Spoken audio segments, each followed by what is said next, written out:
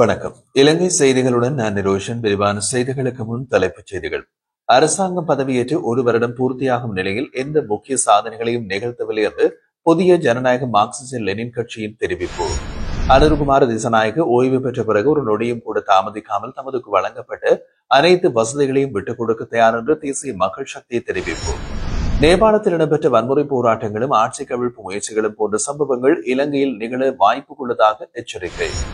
முன்னாள் ஜனாதிபதி மஹிந்த ராஜபக்ச தங்கள் அரசியலுக்கு ஆபத்தான அனைவரையும் அரசாங்கம் பழிவாங்கிக் கொண்டிருப்பது என்று குற்றச்சாட்டு. இனி விரிவான செய்திகள். அரசாங்கம் பதவியேற்று எதிர்வரும் 24ஆம் தேதியுடன் ஒரு வருடம் பூர்த்தியாகின்றது. எனினும் புதிய ஜனநாயக மார்க்சிஸ்ட் லெனின் கட்சியின் பொதுச் செயலாளர் சி.க. செந்திவேல் கூறுகின்ற போது இந்த அரசாங்கம் எந்த முக்கிய சாதனைகளையும் நிகழ்த்தவில்லை என்றார். யாழ்ப்பாணம் கோக்குவில் நடைபெற்ற ஊடகவியலாளர் சந்திப்பில் அவர் இதனை குறிப்பிட்டிருந்தார். மேலும் கடந்த கால அரசாங்கங்களை விமர்சித்து ஆட்சிக்கு வந்த அனுர அரசாங்கம் பொருளாதார ரீதியில் பாதிக்கப்பட்ட மக்களுக்கு எதுவும் செய்யவில்லை என்றும் அவர் கூறினார். செந்தில்வேல் கடந்த காலங்களில் இந்தியாவை விமர்சித்து வந்த அனுரை இப்போது நரேந்திர மோடியும் இந்தியாவுக்கு சென்று வந்துள்ளதாகவும் அங்கு இந்தியாவின் நலன்களை முன்னிலைப்படுத்தி செயல்பட்டதாகவும் கூறினார். மேலும் இந்த அரசு முழுக்க சர்வதேச நாணய நிதியத்தின் மீதேயே தங்கி செயல்படுகிறது. உற்பத்தியை மேம்படுத்துவதற்கான எந்தவித நடவடிக்கையும் எடுக்கப்படவில்லை என்றும் இறக்குமதி பொருளாதாரத்தையும் மையமாக கொண்டு இயங்குகிறது என்றும் அவர் குறிப்பிட்டிருந்தார். ஜனாதிபதி அனுருகுமார திசாநாயக்க ஓய்வு பெற்ற பிறகு ஒரு நொடியும் கூட தாமதிக்காமல் தமக்கு வழங்கப்பட்ட அனைத்து வசதிகளையும் விட்டுக் கொடுக்க தயார் என்று தேசிய மக்கள் சக்தி தெரிவித்துள்ளது. இந்த விடயம் தொடர்பாக பிரதியமைச்சர் நாமல் கருணாரத்ன ஊடகங்களுக்கு விளக்கம் அளித்துள்ளார். அவர் மேலும் கூறிய போது ஜனாதிபதியின் இந்த முடிவே முன்னாள் ஜனாதிபதிகளுக்கும் எடுத்துக்காட்டாக அமைந்தது. அதனால் அவர்களும் தமக்கு வழங்கப்பட்ட சிறப்புரிமைகள் மற்றும் சலுகைகளை விட்டுக் கொடுக்க வேண்டிய நிலைமை ஏற்பட்டது. முன்னாள் ஜனாதிபதிகளுக்கான சிறப்புரிமைகளை ரத்து செய்யும் சட்டமூலத்தை நிறைவேற்றுவதன் மூலம் தாம் அதிகாரத்தில் இல்லாத போது எந்த வசதிகளும் பயன்படுத்தக்கூடாது என்று ஜனாதிபதி அனுருகுமார திசாநாயக்கவின் கொள்கை நடைமுறைப்படுத்தப்பட்டுள்ளது என்று அவர் சுட்டிக்காட்டினார். இதுதான் உண்மையான கதை. மக்களுக்கு முன்னிலையில் கொடுத்த வாக்குறுதிகளை ஜனாதிபதி தமது சொந்த செயலில் நிரூபித்துள்ளார். இதுவே அரசியல் நடைமுறைக்கான சிறந்த முன்னுதாரணம் என்றும் நாமல் கருணாரத்ன வலியுறுத்தினார். அண்மையில் நேபாளத்தில் இடம்பெற்ற வன்முறை போராட்டங்களும் ஆட்சி கவிழ்ப்பு முயற்சிகளும் போன்ற சம்பவங்கள் இலங்கையில் நிகழ வாய்ப்பு உள்ளதாக எச்சரிக்கை விடுக்கப்பட்டுள்ளது. இந்த எச்சரிக்கையை கொழும்பு பல்கலைக்கழக பேராசிரியர் நிர்மல் ரஞ்சித் தேவ்ஸ்ரீ வெளியிட்டுள்ளார். அவர் குறிப்பிட்ட போது இலங்கை நவீன அரசியல் வரலாற்றில் மிக குறைந்த அனுபவத்தோடு ஆட்சியில் இருக்கும் அரசு என்றால் அது அனுருகுமார திசாநாயக்க தலைமையிலான தற்போதைய தேசிய மக்கள் சக்தி அரசாங்கமே. நேபாளத்தில் இளைஞர்களின் கிளர்ச்சி அங்கிருந்து இடதுசாரி அரசாங்கத்தை வீழ்த்தியிருக்கிறது. அதே போல இடதுசாரி ஆட்சியாக திகழும் இலங்கையிலும் இத்தகைய சூழ்நிலைகள் உருவாகும் சாத்தியம் உள்ளது. இது நிகழுமா அல்லது தவிர்க்கப்படுமா என்பதை தீர்மானிக்க வேண்டியது அரசாங்கத்தின் பொறுப்பு என்றும் பேராசிரியர் தேவ்ஸ்ரீ தனது சமூக ஊடக காணொலியில் சுட்டிக்காட்டியுள்ளார். குறிப்பாக கடந்த காலங்களில் தேசிய மக்கள் சக்திக்கு வெளிப்படையான ஆதரவு அளித்திருந்த பேராசிரியர் நிர்மல் ரஞ்சித் தேவ்ஸ்ரீ அண்மை காலமாக அந்த அரசாங்கத்தின் நடவடிக்கைகளை பொதுவெளியில் கடுமையாக விமர்சித்து வருகின்றமை குறிப்பிடத்தக்கது. அரசாங்கம் நீண்ட தூர பேருந்துகளுக்கான அடிப்படை தர பரிசோதனையை கட்டாயமாக்கும் புதிய நடவடிக்கை ஒன்றை எடுத்து வருகின்றது.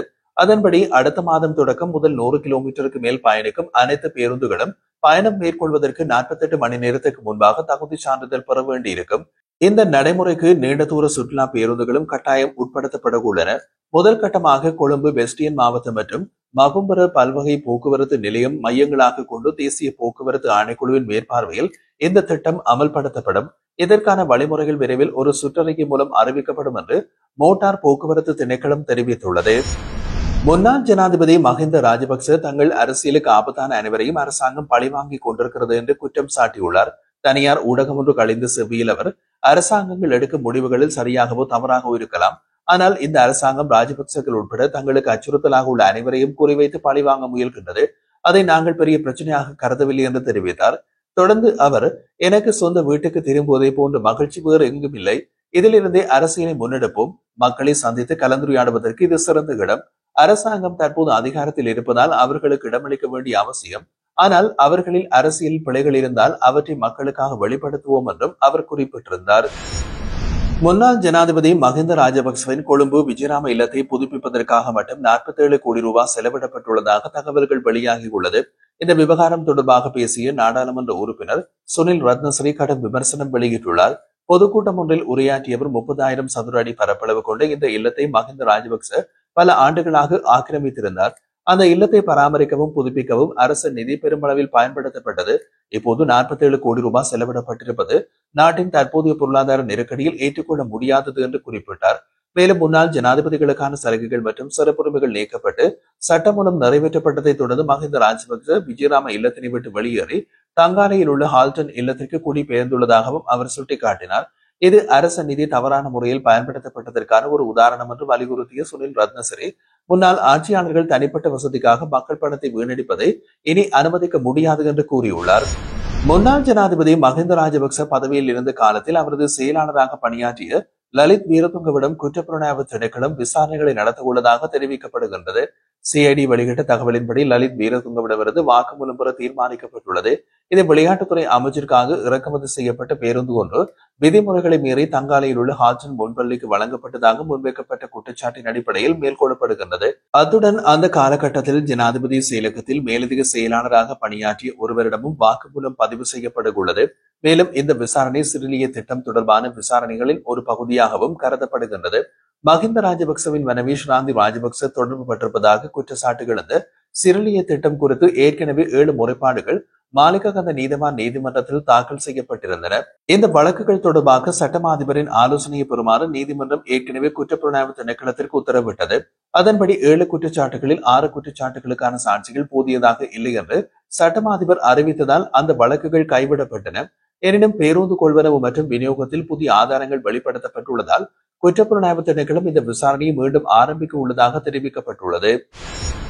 பெத்தனியாவில் கைப்பற்றப்பட்ட ரசாயன பொருட்களில் ஐஸ் போதைப்பொருள் தயாரிக்க பயன்படுத்தப்படும் ரசாயனங்கள் உள்ளன என்பது பரிசோதனையில் உறுதி செய்யப்பட்டுள்ளது.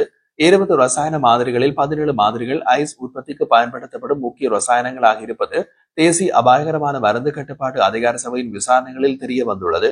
செப்டம்பர் 6ஆம் தேதி மேற்கு வடக்கு குற்றப்புலனாய்வு பிரிவு மெத்தனியாவில் நடத்திய சோதனையில் ஹெகல்பத்ர பத்மி மற்றும் ஸ்குடு நிலங்க ஆகியோரிடமிருந்து சுமார் 50,000 கிலோ ரசாயனங்கள் கைப்பற்றப்பட்டது. இவை ஐஸ் தயாரிக்க பயன்படுத்தப்படுவதாக சந்தேகிக்கப்படுகின்றது. இந்த கைப்பற்றில் ஹெகல்பத்ர பத்மேவுடன் இந்தோனேஷியாவில் கைது செய்யப்பட்டு பெகோ சமனரிடம் நடத்தப்பட்ட விசாரணைகள் அடிப்படையில் வெளிச்சத்திற்கு வந்ததாக அதிகாரிகள் தெரிவித்திருந்தனர். கைப்பற்றப்பட்ட ரசாயன மாதிரிகள் தேசிய அபாயகரமான மருந்து கட்டுப்பாட்டு அதிகார சபை மற்றும் அரசு ஆய்வாளர் திணைக்களத்திற்கு பரிசோதனைக்கு அனுப்பப்பட்டது. அதன்படி தேசிய அபாயகரமான மருந்து கட்டுப்பாட்டு அதிகார சபை கடந்த வெள்ளிக்கிழமை தனது உத்தியோகபூர்வ அறிக்கையை போலீசாரிடம் ஒப்படைத்துள்ளது. 2025ஆம் ஆண்டின் செப்டம்பர் மாதத்தின் முதல் 10 நாட்களில் 52,246 சுற்றுலா பயணிகள் நாட்டிற்கு வருகை தந்துள்ளதாக இலங்கை சுற்றுலா அபிவிருத்தி அதிகார சபை தெரிவித்துள்ளது. செப்டம்பர் மாதத்தின் முதல் 7 நாட்களில் அதிகளவான சுற்றுலா பயணிகள் இந்தியாவிலிருந்து வருகை தந்துள்ள நிலையில் அவர்களின் மொத்த எண்ணிக்கை 14,300 ஆகும். அத்துடன் ஐக்கிய ராஜ்யத்திலிருந்து 4,092 சுற்றுலா பயணிகளும், ஜெர்மனியிலிருந்து 3,488 சுற்றுலா பயணிகளும், சீனாவிலிருந்து 2,796 சுற்றுலா பயணிகளும், ஆஸ்திரேலியாவிலிருந்து 2,603 சுற்றுலா பயணிகளும், நெதர்லாந்திலிருந்து 1,984 சுற்றுலா பயணிகளும் நாட்டிற்கு வருகை தந்துள்ளார்கள்.